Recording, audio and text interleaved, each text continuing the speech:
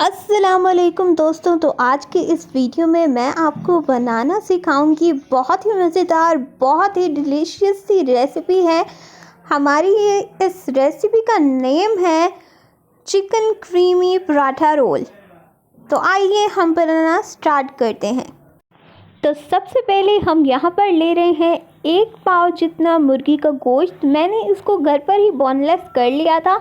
अगर आप चाहें तो आप पहले से ही बोनलेस हो वो गोश्त ले सकते हैं।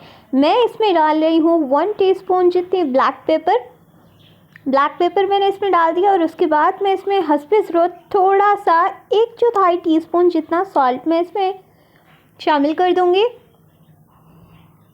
और इन दोनों चीज़ों को मैं अच्छी तरह से मिक्स कर लूँगी। और इसके बाद मैं इसको 10 to 15 मिनट्स के लिए कवर कर रख दूँगी। फिर मैंने यहाँ पर एक और बाउल ले लिया है जिसमें मैं डाल रही हूँ आधा कप जितनी योगर्ट यानी कि दही। उसके बाद मेरे पास ये क्रीम है मिल्क पैक की। आप अगर चाहें तो दूध की मलाई भी यूज़ कर सकते हैं। मैं क्रीम यूज़ कर रही हूँ। क्रीम भी मैंने ले ली थी 1/4 कप जितनी। तो इसमें मैं उसे शामिल कर दूंगी।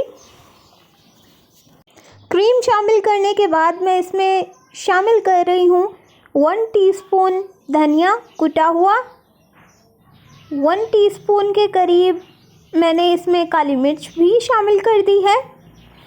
और उसी के साथ मैं इसमें शामिल करूँगी हस्बे ज़रूरत नमक,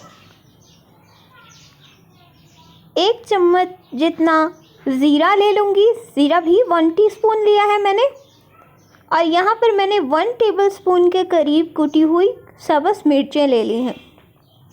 और इसी के साथ मैं यहाँ पर इसमें शामिल कर रही हूँ 1 टेबलस्पून जितना अदरक लहसुन का पेस्ट, जिसका हमने अच्छे से कूट कर पेस्ट बना लिया था। और फिर मैं इसको अच्छी तरह से मिक्स कर दूँगी। अब आप लोग ये देख सकते हैं कि हमने अपनी जो चीज़ें थी क्रीम, योगर्ट एंड जो भी मसाले थे उसको हमने अच्छी तरह से मिक्स कर लिया था। और हमारा जो चिकन है उसको मैरिनेट हुए 10 से 15 मिनट भी हो गए थे। तो इसलिए हमने वो चिकन इस बैटर में डाल दिया है। और इस चिकन को भी हम अपने जो बैटर बनाया है हमने उसमें अच्छी तरह से मिक्स कर लेंगे। और इसी के साथ मैं इसको भी 10 से 15 मिनट के लिए कवर कर रख दूँगी। तो यहाँ पर मैंने किचन में यूज़ होने वाली दोरी और मोली ली है। इसमें मैं यहाँ डाल रही हूँ पुदीना, धनिया, और जो आपकी नीड हो उसी के मुताबिक आप यूज़ करें। आपको नहीं अच्छी लगती तो आप कम यूज़ करें। मैं एक सॉस बना रही हूँ अपने शावरमा के लिए। तो मैंने इसमें 1 टीस्पून जितनी ग्रीन चिली और 4 पीसेस थे गार्लिक के। मैं इसको अच्छी तरह से कूट लूँगी। तो ये देखें जी, हमने इनको अच्छी तरह से कूट कर साइड पर रख लिया था। अब हम इसकी सॉस बनाएंगे। ये मैंने एक कटोरी ले ली है, उसमें मैं अपनी कूटा हुआ मटेरियल डाल दूँगी। साथ ही में मैं इसमें मायोनीज़ शामिल कर रही हूँ। 2 टेबलस्पून के करीब मैं इसमें मायोनीज़ शामिल कर रही हूँ।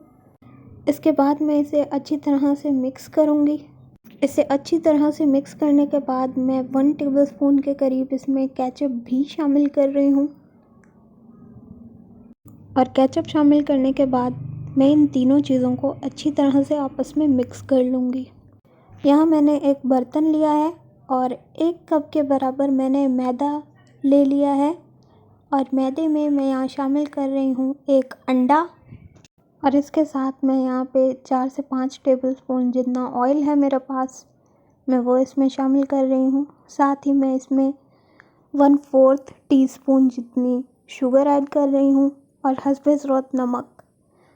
अब इन तीनों चीज़ों को मैं अच्छी तरह से मिक्स करूँगी।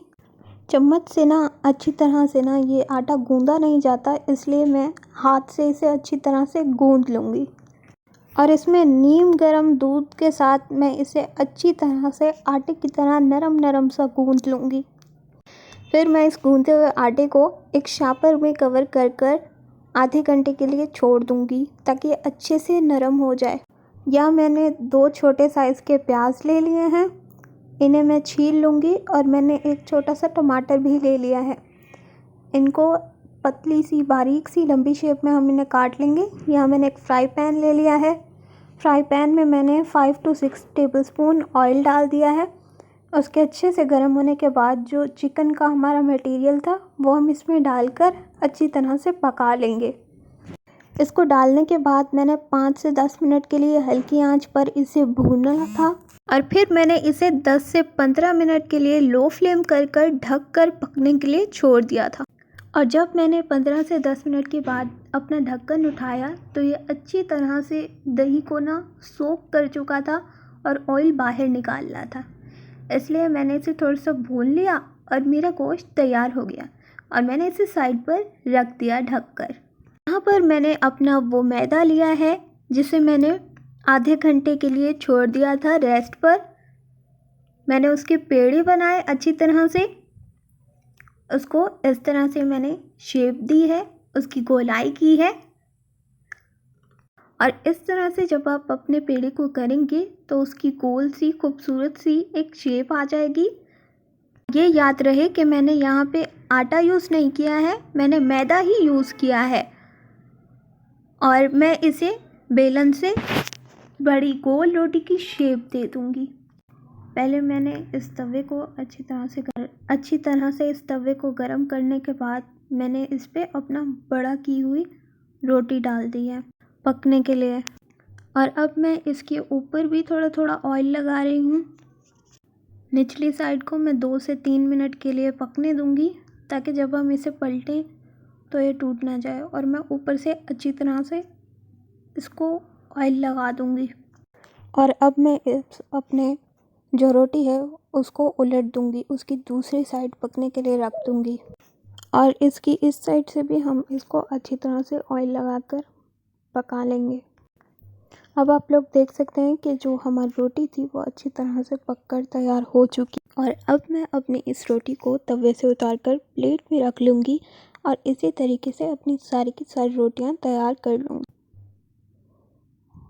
اب میں نے ایک اور پلیٹ لے لی ہے اور اس میں وہاں سے ایک پراٹھا لے لوں گی، اور اب میں اس پہ 1 چمچ جتنا کیچپ اچھی طرح سے پھیلا کر لگا دوں گی۔ اس کے بعد میں نے یہاں پر تھوڑی سی مایونیز بھی ڈال لی ہے، اور اس کو بھی میں اچھی طرح سے پھیلا کر لگا لوں گی، اور اس سٹیج پر جو ہم نے سوس تیار کی تھی وہ ہم اس پر اچھی طرح سے لگا لیں گے، اور اس کے بعد یہاں پر جو ہم نے اپنا کریمی چکن تیار کیا تھا اس کو ہم اچھی طرح سے سیٹ کر لیں گے، اور اسی کے ساتھ یہاں پہ میں نے ملک پیک کریم لی ہے، اور اس کریم کو میں تھوڑا تھوڑا اس پر پھیلا کر لگا دوں۔ ساتھ ہی میں جو سبزیاں ہم نے تیار کی تھی وہ ہم اس پر ڈال کر پھیلا دیں گے۔ یہ ہم نے پیاز ڈال لیے ہیں، اور پیاز کے ساتھ ہی ہم اس پر تھوڑے بہت جو ٹماٹر ہیں وہ ہم اس پر ڈال دیں گے۔ اب میں اسے اس طرح سے فولڈ کر اپنا کریمی چکن رول، پراٹھا رول جو ہے وہ میں تیار کر لوں گی، اور اسی طریقے سے میں اپنے باقی کے تمام رولوں کو تیار کر لوں گی۔ تو دوستوں، اگر آپ کو یہ ویڈیو پسند آئی ہو تو لائک کیجیے گا، شیئر کیجیے گا، اور سبسکرائب کرنا مت بھولیے گا، اور بیل آئیکن کو ضرور پریس کیجیے گا تاکہ ہماری ہر نئی آنے والی ویڈیو سب سے پہلے آپ تک پہنچے۔ اور اگلی ویڈیو تک کے لیے خدا حافظ۔